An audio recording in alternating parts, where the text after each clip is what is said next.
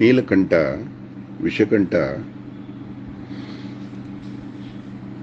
ಚೇತರಿಸಿಕೊಂಡ ಕ್ಷೇತ್ರ ನಂಜನಗೂಡು ನಂಜುಂಡೇಶ್ವರ.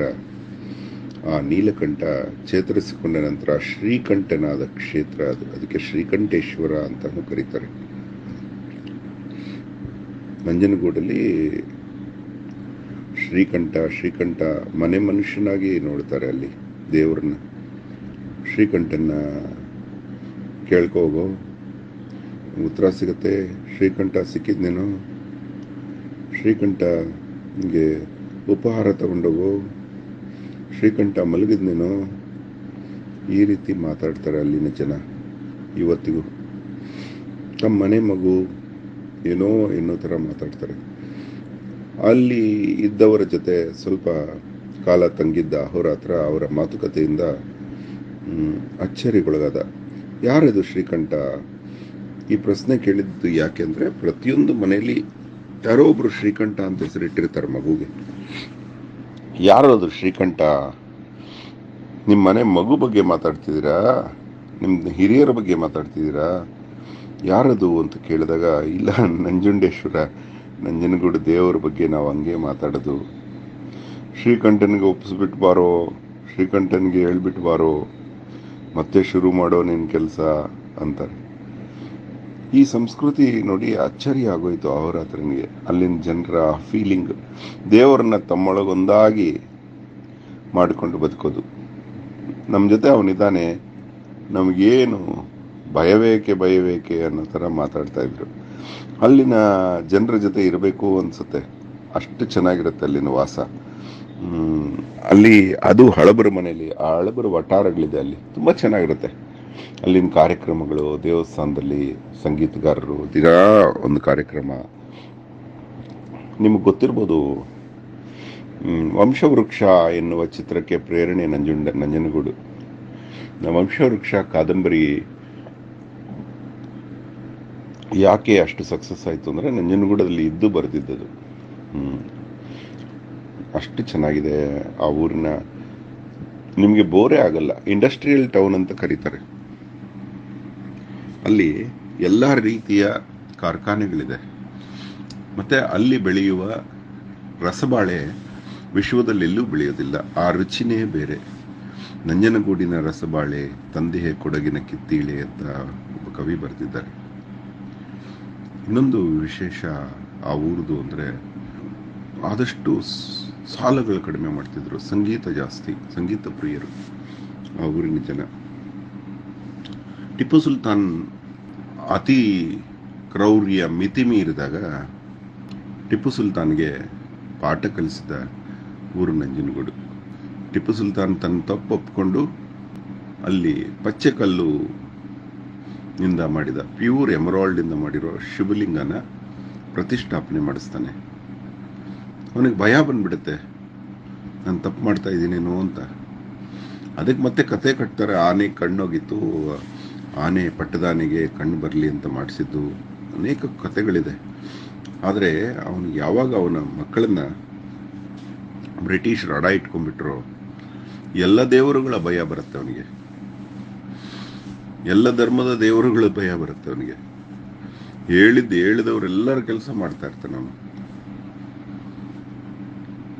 ಆದರೂ ದುಷ್ಟ ಶಿಕ್ಷಣ ಶಿಷ್ಟ ರಕ್ಷಣೆ ಮಾಡೋ ದೇವರು ಶಿಷ್ಟ ಶಿಕ್ಷಣ ದುಷ್ಟ ರಕ್ಷಣೆ ಎಂದಿಗೂ ಮಾಡೋದಿಲ್ಲ. ನೀವೆಲ್ಲ ನಂಜನಗೂಡು ದರ್ಶನ ಮಾಡಬೇಕು. ವಾಸ್ತುಗೆ ಇದೊಂದು ಭವ್ಯವಾದ ಎಕ್ಸಾಂಪಲ್ ಇದು. ಯಾಕಂದ್ರೆ ವಾಸ್ತುಶಾಸ್ತ್ರ, ಕಾಶ್ಯಪ ಶಿಲ್ಪಶಾಸ್ತ್ರ, ಮಾನಸರ, ಮಯಮತ, ಸಮರಾಂಗಣ ಸೂತ್ರಧಾರ, ಹರಿವಂಶಿ ಎಲ್ಲಗಳಲ್ಲೂ ಹೇಳೋದು ಅಂದ್ರೆ ಶಿವಾಯುತನದ ಹಿಂಭಾಗ ಬೆಳೆಯುತ್ತೆ, ವಿಷ್ಣು ಮಂದಿರದ ಮುಂಭಾಗ ಬೆಳೆಯುತ್ತೆ, ವಿಷ್ಣು ದೃಷ್ಟಿ ಬಿದ್ದಲ್ಲೆಲ್ಲ ಒಳಿತಾಗತ್ತೆ, ಶಿವನ ಬೆನ್ನು ಹುರಿ ಇದ್ದ ಕಡೆ ಎಲ್ಲ ಸೌಭಾಗ್ಯ ಬರುತ್ತೆ, ಗಣಪತಿಯ ಬಲಭಾಗ, ಶಕ್ತಿಯ ಎಡಭಾಗ ಶ್ರೇಷ್ಠವಾಗಿರುತ್ತೆ ಅಂತ ಹೇಳುತ್ತೆ. ಈ ಶ್ರೀಕಂಠೇಶ್ವರನ ಹಿಂಭಾಗ ಇರುವುದೇ ನಂಜನಗೂಡು. ಆ ಊರು ಬೆಳೆದಿದ್ದೇ ಅದಕ್ಕೆ. ಇನ್ನೊಂದು ವಿಚಾರ, ಅಂಜು ಅಂದರೆ ಅಮೃತ ಅಂತ. ಅಂಜನ, ಆಂಜನೇಯ, ಅಮೃತೇಶ್ವರ ಅಂತ ಅರ್ಥ. ಅಂಜುಗೆ ಆಪೋಸಿಟ್ ನಂಜು. ನಂಜು ಅಂದರೆ ವಿಷ ಅಂತ ಅರ್ಥ. ನಂಜನ್ನ ಉಂಡವನು ನಂಜುಂಡ ಅಂತ. ನಂಜುಂಡ ನಂಜನ್ನ ಅಮೃತ ಮಂಥನದಲ್ಲಿ ಕೈಲಾಸ ಪರ್ವತದ ದಡದಲ್ಲಿ ಮಾನಸ ಸರೋವರದ ತಪ್ಪಲಲ್ಲಿರುವಂತಹ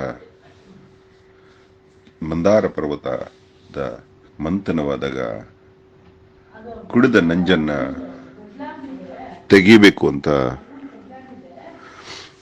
ನಂಜಿನ ಗೂಡಿದ್ದ, ಅಂದ್ರೆ ಹಾವುಗಳ ಗೂಡಿದ್ದ ನಂಜನಗೂಡಿಗೆ ಬಂದು ನಂಜನ್ನ ನಂಜಿನಿಂದಲೇ ತೆಗಿಬೇಕು ಅಂತ ಮಾಡಿದ ಪಾರ್ವತಿಯ ದೇವಿಯ ಪ್ರಯತ್ನವೇ ನಂಜನಗೂಡು. ನಂಜನಗೂಡಿಗೆ ಬಂದು ಆತ ನಂಜುಂಡನಾದ. ಇಲ್ಲಿನ ನಂಜು ಮತ್ತೆ ನಂಜಿರುವ ಹುಳ ಮಧು, ಮಧು ಅಂದರೆ ಜೇನು, ಕಪಿಲಾ ನದಿಯ ತಪ್ಪಲಲ್ಲಿರುವ ಅನೇಕ ಗಿಡಮೂಲಿಕೆಗಳಿಂದ, ಫಲಗಳಿಂದ, ರಸಬಾಲೆಗಳಿಂದ ಆತನಿಗೆ ಶುಶ್ರೂಷೆಯಾಗುತ್ತೆ.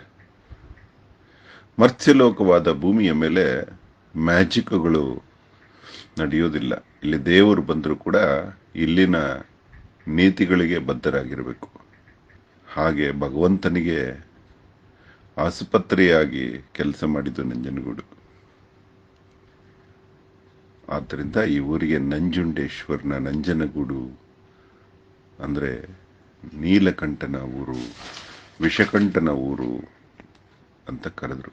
ಅಚ್ಚ ಕನ್ನಡದಲ್ಲಿ ವಿಷಕಂಠನನ್ನ ನಂಜು ಉಂಡ ನಂಜುಂಡ ಅಂತ ಕರೀತಾರೆ. ನಂಜುಂಡ ಅಂತ. ಧನ್ಯವಾದ. ಅಹೋರಾತ್ರ. 7 ಬೆಟ್ಟಗಳು ಹತ್ತಿಳಿದು ಪಡೆದೆನೋ, ಅಂತಿಂತ ಗಂಡಲ್ಲ ಶಾರ್ದೂಲನವನನ.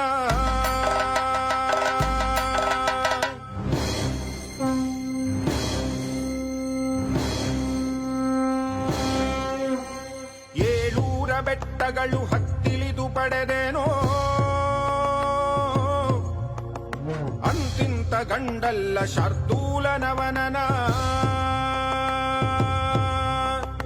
7 ಬೆಟ್ಟಗಳು ಹತ್ತಿಳಿದು ಪಡೆದೆನೋ, ಅಂತಿಂತ ಗಂಡಲ್ಲ ಶಾರ್ದೂಲನವನನ.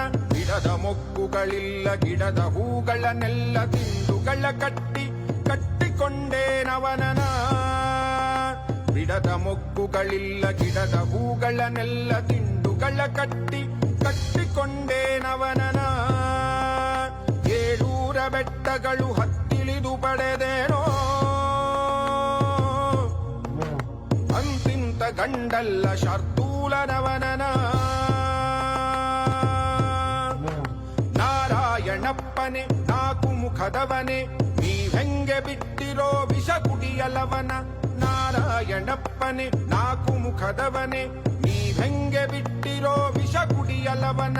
ಲಕ್ಷ್ಮಮ್ಮ ಸರಸಮ್ಮ ಇಂದ್ರಪ್ಪ ಚಂದ್ರಣ್ಣ, ನೀವ್ಯಾಕೆ ತಡೆದಿಲ್ಲ ಸಾವನಪ್ಪುವವನ. ಲಕ್ಷ್ಮಮ್ಮ ಸರಸಮ್ಮ ಇಂದ್ರಪ್ಪ ಚಂದ್ರಣ್ಣ, ನೀವ್ಯಾಕೆ ತಡೆದಿಲ್ಲ ಸಾವನಪ್ಪುವವನ.